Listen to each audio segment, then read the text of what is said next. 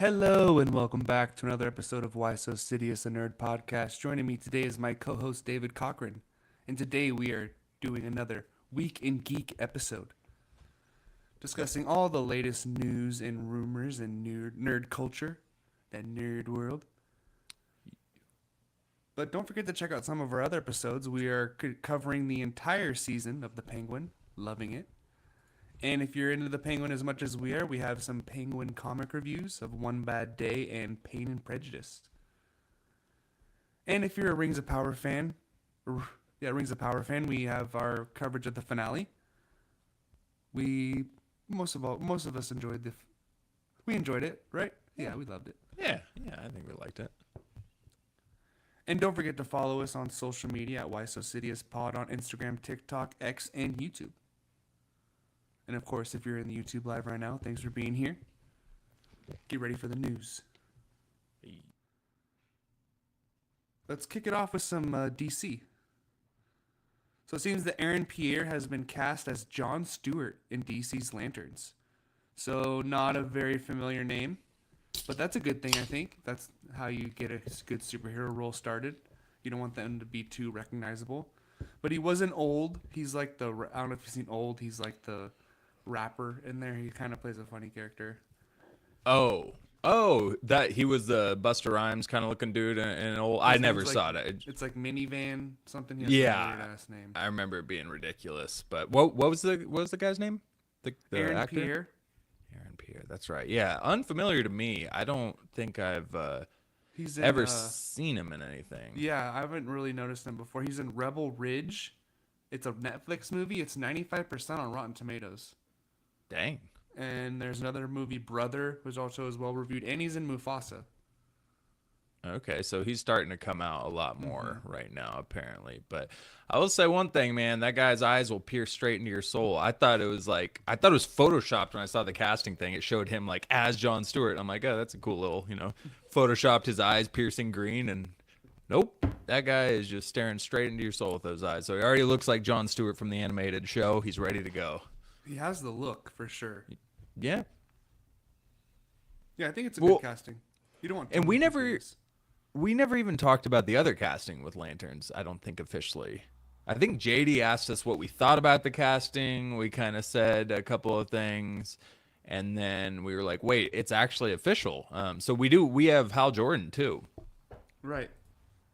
And it's, oh God, Kyle. I know his name's Kyle Chandler. He got cast as Hal Jordan, an older, kind of more grizzled Hal Jordan, who's going to be mentoring Aaron Pierre's character here. So it's interesting. He's got the Hal Jordan look for sure. Like he looks like him from the comics if he were to be an older Hal Jordan. So I'm curious to see how it goes. He's been in some good stuff and he's been in some horrible stuff. Godzilla King of the Monsters being one of those horrible ones that he acted in, unfortunately. But I feel like he always plays like either a cop or like the straight man, like the guy who's played by the books. Yeah. So I guess that'll come to fruition with Hal Jordan. Yeah. Too bad JD's not here for this, but I'm sure he's excited for it as well. Let's move on to Venom: The Last Dance.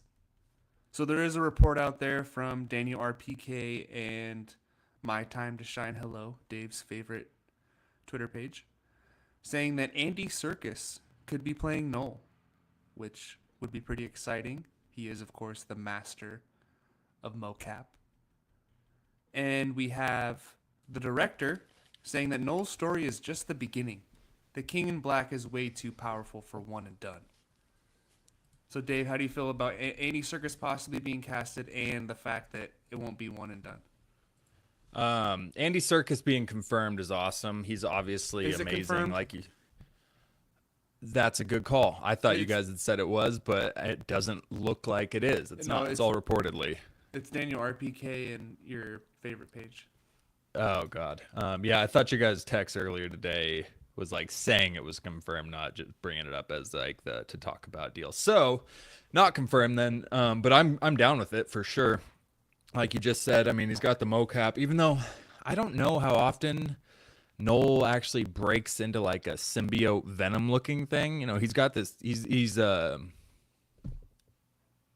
don't know why I can't Humanoid? think of the term. Yeah, thank you.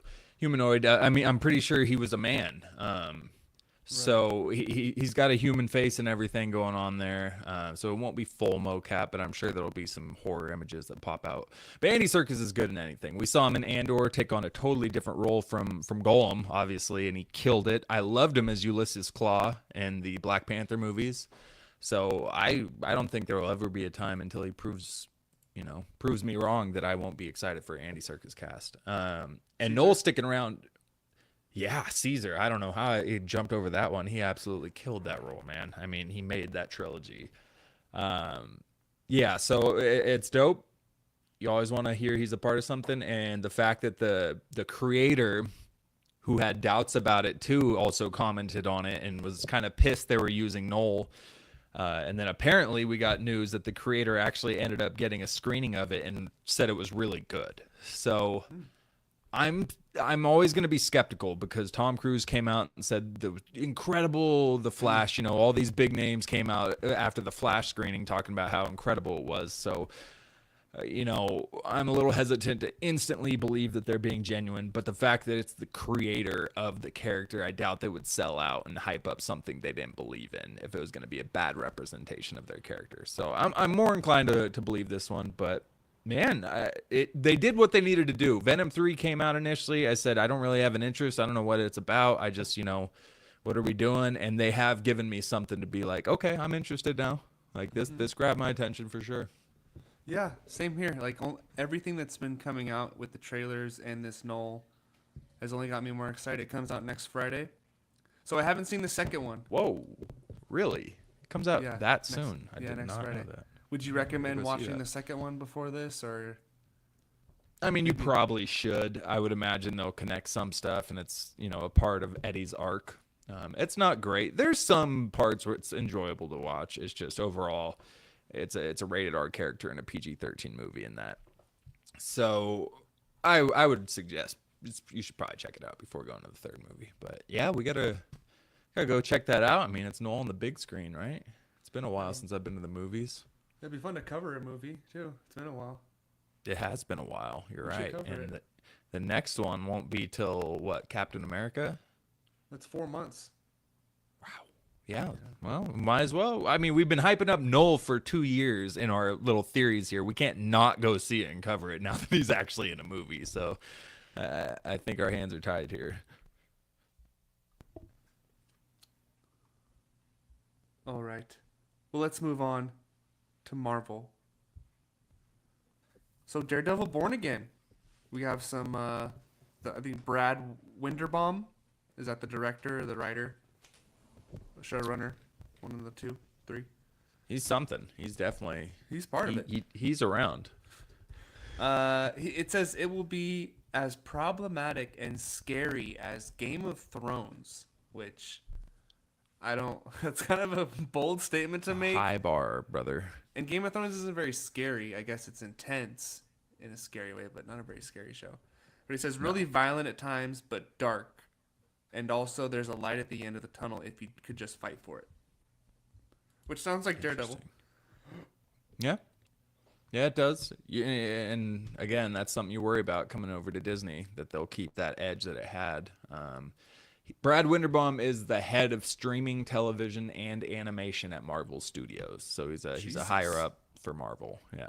He's looking over a lot of stuff right now. But it's definitely not unwelcome news to hear that. I hope I do always like when you hear somebody immediately go to the Game of Thrones comparison. It's like, are you just trying to make headlines with that, or is it legitimately like Game of Thrones? Because there's not a lot of stuff that is. So we'll see. We'll see if that was bluff or not. And there's also reports saying it's more violent than the Netflix series. Wow, that's gonna be tough, man. He had some Daredevil jacked some people up in that Netflix series. Frank Castle straight up murdered a lot of people pretty violently, but we'll see.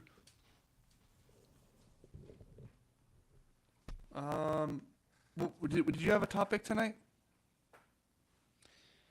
You know, I don't. Well, actually, I think I had something small that we didn't get thrown in. I didn't have a ton to bring to the table tonight. Sorry about that, fellas. There was something regarding the hunt for Gollum, which I don't believe we talked about in our last week in Geek. Maybe we did, and if we did, I'm very sorry to our audience. But word is they're splitting it into 2 films, so it's not just going to be a one and done. Ian McKellen is the one, I believe, who kind of got that point across. And Orlando Bloom has came out and expressed interest in a return, saying all they need to do is ask, and he's back as Legolas. So I don't know, again, how it would make much sense, because Aragorn and Legolas didn't have that much of a background before the Council of Elrond. But he doesn't look any older than the Return of the King filming. So he's one, I'd be like, he could do it. He could definitely come back as Legolas, and he obviously nailed it, so... Well, I guess Gandalf knows Aragorn's Aragorn before, right? Yeah. Gandalf is aware of him, and Legolas is aware of him too. He's because I'm pretty sure Aragorn grew up in Rivendell, so the elves are pretty familiar with Strider, with the Dunedain Ranger there. Interesting. So yeah, I mean, that's pretty cool. Yeah, I mean, I don't know. We'll see what we get going there, but. All right, well, just a couple more topics. This has been a short one. I do have a semi-box office update. So, of course, you know about Joker 2 not doing very well. It'll become available on digital October 29th, which is not very long from now, which is not a good sign. And that news comes shortly after an 81% drop at the box office in its second week in theaters. So it's rumored to lose 150 to 200 million for Warner Bros. It has 51 million domestic and 165 million worldwide, which is not great. Pretty big bomb. And honestly, the more I think about the movie, the less I like it. It just keeps happening, huh? Yeah. But still, go see it for yourself. Get your own opinion on it. But yeah, not a great movie. But Beetlejuice 2. Do you know what the box office for that was? No. Would you like to guess? Beetlejuice 2. How many weekends has it been in? Like a month and a half. I think like a month. Yeah. I'll go with like 400,000. Million? A million? No, you said 400,000. Oh. Sorry. And my brain processed you as saying a billion there. Yeah, 400 million. 423 million worldwide. Oh. So pretty solid for Beetlejuice. I was expecting like 350 top, so. Yeah. Yeah. I probably would have expected a little less. I just guessed high because the fact you were asking, I figured, maybe it did pretty good here.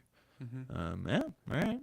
Yeah, and JD's next movie is Venom: The Last Dance. And then yours is Gladiator 2 in November. We all have 2 movies that haven't come out yet. I need to work on the totals, but we all have 2 movies left. And coming down to the last 2 months. You have... What's Gladiator, your December movie? War of the Rohirrim. Right. Yeah. And JD has Moana as well. Moana and... I have Mufasa and Sonic. So I need those kids to come for Christmas. That's right. And JD has Venom 3, right? You just said that? Yeah, Venom 3. Yeah. Okay. Sorry, I was looking through a couple of news headlines there, and just since we were just talking about the Joker, Todd Phillips straight up, I guess, said that Joaquin Phoenix was never actually meant to be the Joker. Mm-hmm. Right. And that right there is one of the reasons why I just didn't have that much interest in it, because it was like, it's not actually the Joker, and it's starting to become more and more apparent than the first movie. But there was, did you see, I don't know that we knew this, regarding the Superman movies coming up. So James Gunn's Superman film. We got a first look at it, because I have not been on social media as much, so I've been missing a lot of news headlines. But Crypto is going to be in it. Do you know who Crypto is? No, okay. But he's a dog. He is a dog. He is a super dog. He is I don't know what kind of breed. I guess a Kryptonian breed, so he wouldn't really fall into the world's breed here. But yeah, I guess he's going to be in this, and I don't think I realized that, but they posted a little image of Superman and Crypto sitting on what looks to be a spaceship or something. I don't know, looking down at the Earth with Superman's logo on it might be the moon, but it looks like they're hanging their legs off an edge. And it also brings up I don't know if we talked about this, but we got some time. Do you like the Superman logo on the cape? It's in that picture. Yeah, or just I guess in general, but It's not my favorite, but it's also not the worst. I need to see it yeah. like in a trailer before I really decide. Yeah, that's fair. I'm not even though I like the logo look of this new one better on the cape, but I just the whole concept of the logo on the cape, I'm not a big fan of it. I don't love the diamond shape of it. Yeah, It's a real yeah, diamond. it does look like a straight up diamond, but yeah. Other than that, I mean, Henry Cavill got cast as the voice of Voltron, but I've never really been a. I think Voltron was more early '80s when it was really blowing up, maybe late '80s, but I never got into that. It's like it's like Transformers in a That's what I way, was gonna and say. some people might hate me, but they're giant robots that fight. It's a Japanese series. His Yeah, nerd ass would do 84. that shit. Yeah, he probably again, and that's his era too, because he was all about a lot of that stuff. His age, yeah, he's 41 years old. He was born in '83. Voltron was popping off when he was 5, 6. So yeah, he's taking on all these passion projects. So good for him. Yeah, I mean he's got the money for it. All right. Well, let's one last topic. Let's go to the video game corner real fast. I know a Star Wars game came out recently. We haven't really talked about it on the podcast. And I did get Star Wars Outlaws, and I do have to say I'm pretty disappointed. Really? I gave it a shot. It was fun. It's fun for the first few hours as you're getting like introduced to the universe, but it's just so basic and vanilla, There's just like not a lot of depth to it. It was like the guns were kind of cheesy, and I mean I didn't like hate the game. It just I lost interest pretty quickly, and I went back to Cyberpunk because I never finished the DLC Phantom Liberty, and I Oh, went that's back and right. started Okay. playing Cyberpunk. It's like holy shit, like these two games do not compare at all. Like it's on a totally another level. So that sucks to hear. Oh no. Yeah, I do. I haven't even made it to Tatooine yet, because I keep having to fix my No. ship. I keep having to fix my ship to get off this stupid fucking planet. I, I have to fix this one thing, and then you have to go back and you meet this lady, and she wants you to and if you do something good for the Pikes, Crimson Dawn gets pissed off, and if you do something good for Crimson Dawn, then the Pikes get pissed off. So there's like no good fucking solution to anything, and now I have to steal equipment from an Empire base, and there's like ATSTs and hell the stormtroopers, and I have to like sneak into this place, and I'm just like, alright, fuck this. I'm over it. I don't think that's a smart plan. I think Tatooine was the most hyped part of this game. Was the underground criminal organization, Jabba, Tatooine. I don't think that's a good move holding it off that far into the campaign, man. You got to hook people early because you're already fighting a lot of negative reviews coming out of this thing. Right. Ubisoft is just they're Very hit or really miss. good at blowing things, it feels like. I mean, yeah, I It's guess either really good or really bad. what's their last really good game though that they dropped where it was like met or exceeded expectations? Like Valhalla, maybe Assassin's Creed, No. or have they had one more recently? Valhalla was Or did that one even I do didn't that even good? love Valhalla. It was so Okay. long. It's so long. I think it's I haven't played the last couple of Far Cry's, but Far Cry 4, the cultist in like Montana, was a Yeah. sick ass game. That's probably like over 5 years ago though. Yeah, probably more. Far Cry 6 was 2021. Oh shit. Yeah, so Far 10 Cry years. 4 was probably like 2017 or so. I do recall that. I always see clips of Far Cry. Oh, the one You with know- Giancarlo Esposito. Yeah, People like that yeah, one. that's Far Cry 6. Okay. Far Cry 4 is 10 years ago. Is that the one I'm Xbox talking 360. about? Oh wait, maybe it's 5 then. Maybe I'm thinking of 5. My bad. I think Far Cry 4 was the one that was in Montana. Let's see. No, nope, no. No, it's 5. Looks like you're like Yeah. in Russia or something. Yeah, it's Himalayan 5. So mountains. 2018. Okay. That's still 6 years Okay. ago. Yeah, I gotta play those games, dude. I played a little bit of Far Cry 3, but they just they look like my kind of game, and I've just never really made it over to playing a full game start to finish from Far Cry. So They're maybe I fun. need to get They're Far Cry a 5. lot of fun. Let's see, is this Xbox? Oh yeah, All Xbox right, One for Far sure. Cry 5. That might be. Well, I gotta play Jedi Survivor, but I'll throw it out there. Is Jedi Survivor out on Xbox One? I think so. I haven't checked. It was supposed to drop mid-October. Didn't they delay it? Oh, is that why I haven't really seen it popping up? It was September 17th, and then they delayed it to October. Oh, okay. No, you can get it on Xbox One now. Yeah. Well, speaking of Ubisoft $35. and delays, Assassin's Creed Shadows got delayed from. It's supposed to come out next month. It's coming out like February now. Really? Yeah. Okay. Well, I'm again. If 2018 is the last really good game you had, and you've been dropping games consistently, there's something going on with Ubisoft and whoever's running their stuff over there. Mm-hmm. Because even 6, I didn't hear a lot, and you had, like you said, Giancarlo Esposito acting as the main villain of the game, and I don't remember hearing anything after I saw the trailers for it. So, Right. I don't know if there's ratings, but I mean, we're talking video games here. So, did you ever beat Fallout 4? Yeah. No, 5. You did. 5. I thought you were playing 4. Oh, Fallout 4. Sorry, I thought you meant Far Cry. My bad. Oh, No. Yeah. I was like, wait a sec. Wait, I think there's a Fallout 5. that'd be sick.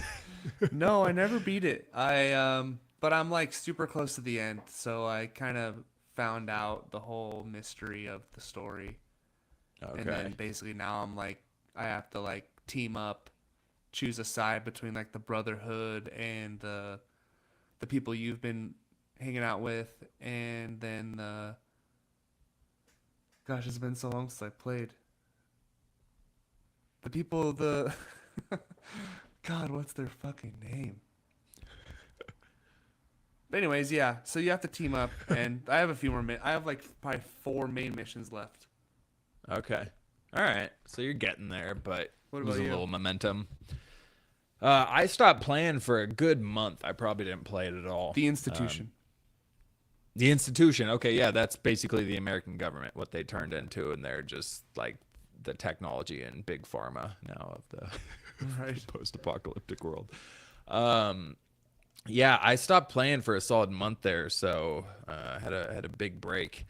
But I just started playing again now, and I'm on the final mission. So you can make a few decisions. You can fight for the NCR. You can fight for Caesar's Legion. There's a big battle at the Hoover Dam in the final battle. You can fight for Mr. House, who's the dude who runs Vegas, or you can go solo, take over Vegas, and then start wiping out everybody if you want to do that. So naturally, I'm doing that currently.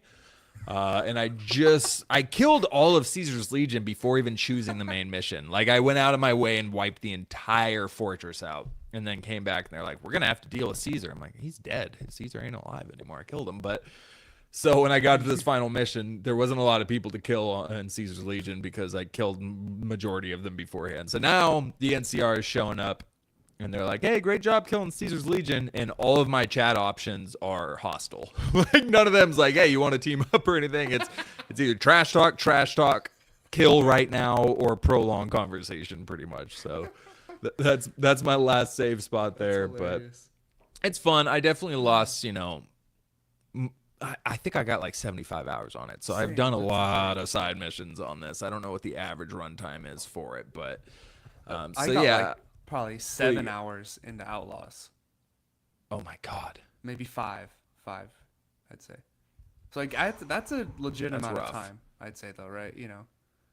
That's giving Yeah. a game. That's Oh, giving to give game it a its- chance. giving it a Yeah. chance, yeah. But the fact that you only had the tolerance to play that much isn't a good indication for the game itself.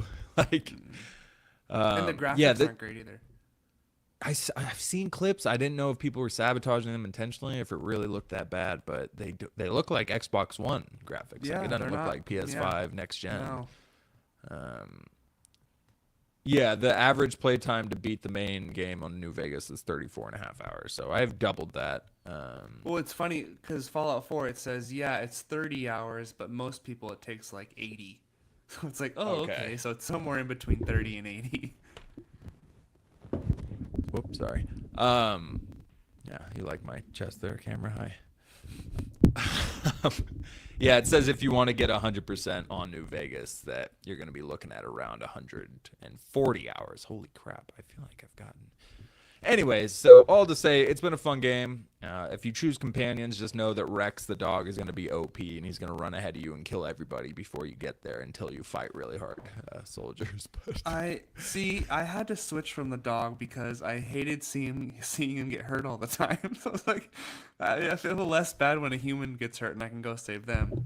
You know. just couldn't take watching your pup get knocked unconscious Yeah. any longer. So and you have like your bases. So I built like a doghouse and I sent him to that little base. So yeah, you know, you did good. You got your scars, you got your stripes. Go live your happy life. Just go home and chill now. Like defend the base. Love just providing a good life for his dog in Fallout 4. I love that. Hey, come on. Mine's half robot, so he kind of already died. But yeah, no, it's a good game though. It's a good game. So it's a lot I of enjoyed fun. it. Yeah, We should yeah, do like a they- top 5 games we've played, and like it's a hard list, but you have to do like story mode games, not just like online. You know, like Right, you can't say Modern Warfare 2 multiplayer because yeah. that obviously is. Yeah. No, that'd be fun. That'd be tough. I'd have to think about that. Halo games are definitely going to be up there. Like games from way back in the day. Yeah. Oh And yeah, you just God! I mean, replayed if we them start too, including Mario Party, shoot, we had a whole load of problems. Mario Kart, Mario Party 2, Mario Tennis, Mario. That's funny. All right. Well, I think that about wraps it up for this episode of Week in Geek. Thank you for joining us. Hope you love the news. We love giving it to you. That's why we come back every time. Baby. All right. Thank you. And stay tuned next time on Why So Sidious, a nerd podcast.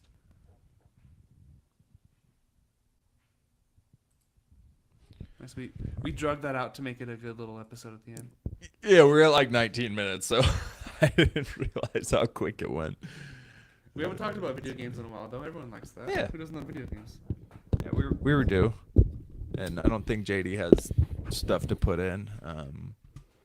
Keyframes are not being bad. And also, Cyberpunk's way more fun because I'm level 52, and I have like the greatest upgrades and all the guns and fucking swords and shit. So basically, You're just invincible. mobbing.